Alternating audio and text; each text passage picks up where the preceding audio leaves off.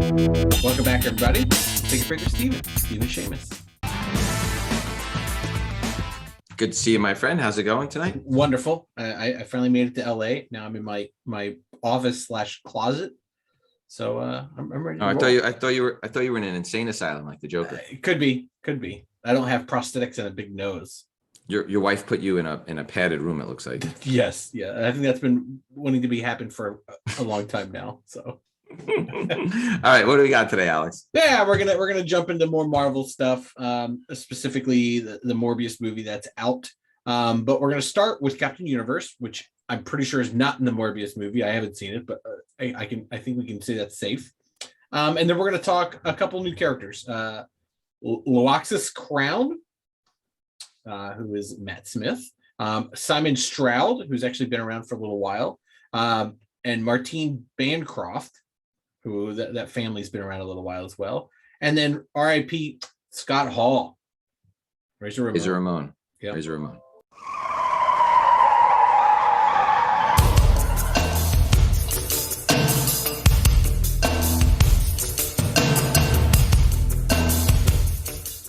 All right, what are we starting off with today, Alex? Let's go Captain Universe. Right, so we had Captain America, we had Captain Marvel, we had a lot of different captains. A lot of captains, no generals. No generals. These Captain Universe books have really shot up recently. Is there a particular reason why these books are going up, or do you have any reason why? I mean, these are going for big money now. I think you get a little bit of loving that era of comic books. I mean, this was like super early 80s, and he was that character was everywhere. And who knows, they're using every character nowadays, and this is a fun one. If you think of a Captain Universe type TV show, Captain Universe isn't one character; it's an entity that absorbs itself into a person in their greatest needs and gives them superpowers, essentially, that they can become a superhero. So if you think about it as like a TV show, I think it could really work, because it'd be really fun to see everybody getting, random people getting superpowers every episode, and then, figuring out what's wrong and then solving the day, kind of like a Quantum Leap. So think of like superheroes and Quantum Leap, and that's Captain Universe. Yeah, I mean, these books are really, really selling for a lot of money. So let's go through them. Yeah. Micronauts number 8 from August of 1979. There are 214 9.8s, which is unusual. Micronauts number 8, I would not have thought. Yeah. It's about a $575 book now. Wow. First appearance of the Captain Universe persona. Mm-hmm. It's a Bill Mantlo story, Michael Golden and Bob McLeod art with Michael Golden cover. A lot of golden stuff. Then the next appearance is Marvel Spotlight Volume 2, number 9. Mm-hmm. It shows Captain Universe from November of 1980. There are 20 9.8s. There are 30 9.6s. That's about a $500 book, but that one keeps growing. Yeah. That's the Captain Universe with a first appearance of Mr. E, Bill Mantlo story again. Steve Ditko cover and art, interestingly enough. That I think is the first appearance, and I think he's on the cover and everything like that. So that's a really, really nice book. And then Marvel Spotlight Volume 2, number 10, the following issue, also Captain Universe, January of 81. There are only 8 9/8s, so that's a $20 to $25 raw book. Again, Steve Ditko work. Yep. Marvel Spotlight Volume 2, number 11, also Captain Universe, March of 81. There's only 2 9.8s, but that's only a $5 to $10 raw book. I think you could probably find those in dollar boxes. Yeah, probably maybe a good buy. Yeah, it's the last issue of the series, which, as you know, are always lower printed. Steve Ditko cover and art. Then we have some other interesting books here. X-Men and the Captain Universe. Sleeping Giants from December of 94. There are 0 9/8s, only 1 9/6. A 9.4 recently sold for $230. Those are $125 to $150 raw. I bet you could find those books like just kind of laying around. Yeah, these are promo books. I mean, the cover is beautiful. That Hildebrandt cover. Yes. So it says custom manufactured with a receipt name in, comic and card attached cover. Male and female versions exist. Greg and Tim Hildebrandt cover. So what does it mean by custom manufactured, Alex? So you could get these for like your friend, like, if I wanted to get you one, I would get you one, and it would say, oh, Stephen Shamus, gets the persona of Captain Universe, and then you're the main character. Got it. How come you never did that for me? Our friendship's not over. Who knows what this Christmas will bring? Got it. Okay. Then Captain Universe Hulk from January of 2006. There's only one 9.8. And those are $30 to $40 raw. It's the first Blue Hulk, which I didn't even realize there was a Blue Hulk. Jay Farber story, Carlos Magno and Alvey art with the Daniel Acuna cover. I never saw the Blue Hulk ever again, Alex. What's the story with that? I that's very odd. Captain Universe into the Hulk. I don't know why the Hulk would need Captain Universe's powers because it's the Hulk. But I mean, it started the trend of Hulks. Then we got Red Hulk afterwards, and love that. Love the extra. Right. And the last one is Captain Universe X-23 from January of 2006. There's only 4 9.8s. That's only a $5 to $10 raw book. Same team though. Pretty much. Jay Farber. Yep. Jay Faber story, Daniel Acuna cover. The interior art was a slightly different team. So I think that does it for Captain Universe. But it is interesting how these early books are $20, $25 raw, $500 in 9/8, $575 for the first. Yeah. So they're definitely moving up out of nowhere. So you really got to kind of pay attention to it.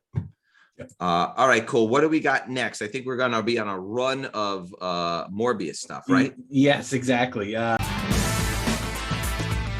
Let's jump in that Morbius block. And I hope I say this. Loxias Crown. Got it. Played by Matt Smith. Yeah. My buddy from the Crown and Doctor Who fame. Right. And these books are all starting to jump now. All these first appearances of all these characters that are appearing in Morbius. We're not sure if the movie's going to be a huge hit or not yet. So there's definitely a lot of speculation here.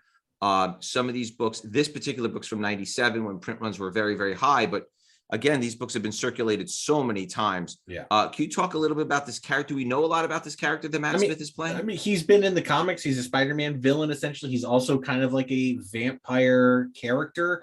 And he was, trying to turn other people into vampires, and Morbius comes in and helps. And, I haven't seen the movie, but I just don't see all of these characters that we're going to be talking about that are vampires in the movie are in the comics actually become vampires in the movie. I think they're just going to the well of like background Morbius characters and like using the names. But I mean, Matt Smith's not a small known actor, so they're not choosing him for a background role either. Right. Okay. So Spider-Man number 96 from January of 97. Those books were heavy print ones back in the late 90s. Yeah. 59.8s. It's about a $250 book. $25 to $40 raw. It's a Howard Mackie story, John Romita Jr. and Scott Hanna cover and art. So that's Loxias Crown, I think. I don't know how you Loxias, yeah. All right. So before we go on to the next Morbius character. Morbius break. Alex's pick of the week. What do you got for us, Alex?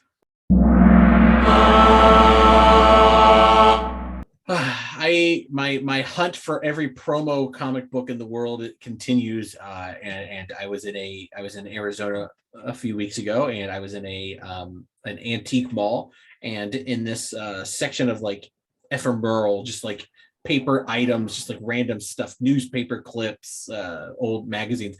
There were some old Shoney's and Bob's Big Boy comics, and those were comics that you were giving out at the restaurant.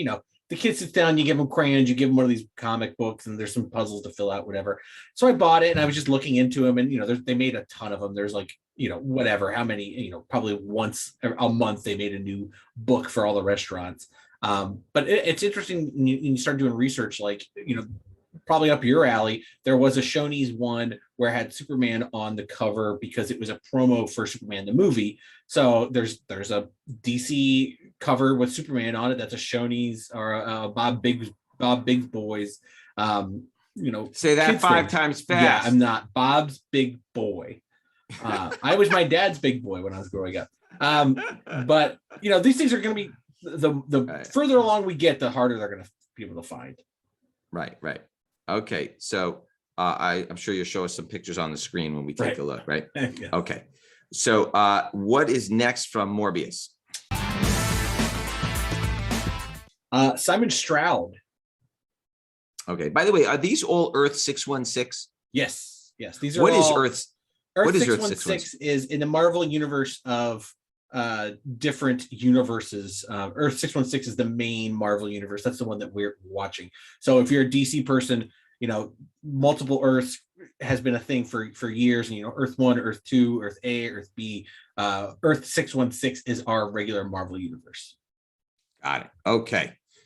Good call there. Okay, so Simon Stroud was from 1974. Yeah, he's an old character. He's an older character. Yeah, what's the story with this character? Essentially, he's just a police officer that deals in the kind of the creatures and the monsters. He eventually is tasked with finding and hunting down Michael Morbius.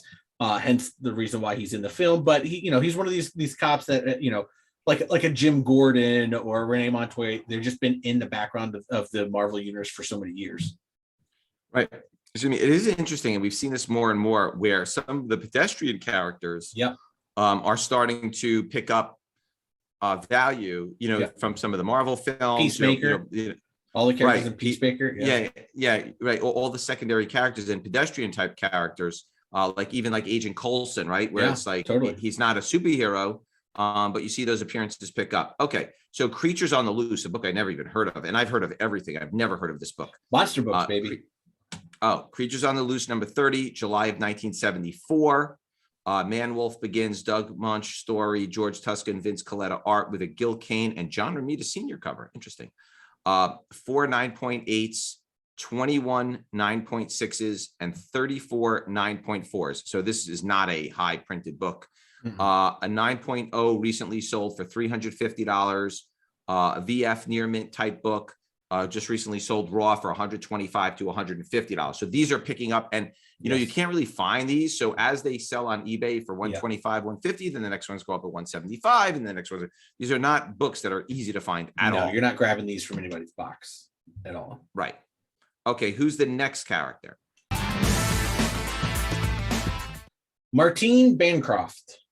Okay, so talk to us about Martine Bancroft. Martine was Morbius's girlfriend, who eventually turned herself into an actual vampire. So Morbius is a kind of like a different kind of vampire. He sucks life force, not blood. But Martine was a traditional vampire. She tried to get Morbius to turn into a real vampire so they could be together because they're in love and et cetera, et cetera. But interesting enough, I feel like this character might be somebody. The Bancroft name is a name in the Marvel universe. I think there's another character, her dad or something was also like a monster fighter of some sort.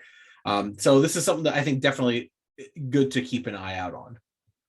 Yeah, and the character is played by an actress named Adria Arjona. Mm-hmm. I hope I pronounced her name right. And she was in Pacific Rim. And True Detective. She's been around a little bit. Yeah, she's been around a little bit. I'm just looking her up right now. Okay, so we'll see what happens. But again, these books are picking up. Yeah. Amazing Spider-Man number 102 from November of 1971. This is part of the regular Spider-Man series. These books were not low printed. These books did have decent print runs. Also, it's also the second appearance of Morbius as well. Yes. There are 12 9.8s. There are 55 9.6s. There are 109 9.4s. They're about $900 in 9.4, $400 in 8.5. High grade raw copies, VF near mints, are $200 to $250. Okay. That issue is the origin and second appearance of Morbius. It's got a lizard appearance. Roy Thomas story, Gil Kane and Frank Joka. I'm going to screw up this name. Giacoya cover and art. Then she's in Amazing Spider-Man 622. This is the more modern appearance. This was her death issue. So obviously they resurrected her. April 2010. I don't know if that's a something to come. Like if they, the fact that she died in the comic books, usually not. 47 9.8s. That's a $15 to $20 raw book. Morbius appearance, Black Cat cameo, Flash Thompson backup story, Fred Van Alente and Greg Weisman stories, Joe Quinones and Luke Ross art. That's great artwork team there. Mm-hmm. Simone Bianchi and Simone Peruzzi cover. That was the death issue of Martine. All right, what are we closing up with tonight, Alex? Oh man, one of my favorite bad guys, Razor Ramon, Scott Hall. Yeah, so obviously he passed away recently. Very sad story. Very young.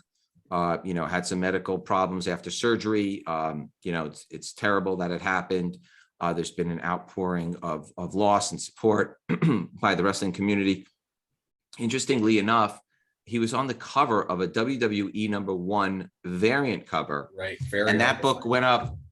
Very hard to find. That book went up like 5 to 7 times the day after he died. That book was like $50 to $100, and now it's a $500 book. Yeah, now everybody wants it because I think Razor Ramon is one of those characters where it's not a Hulk Hogan, but a lot of wrestling fans loved Razor Ramon. Loved when him and Big Diesel moved over to WCW and with Scott Hall and Kevin Nash. Yeah. And, lot of history there. Absolutely.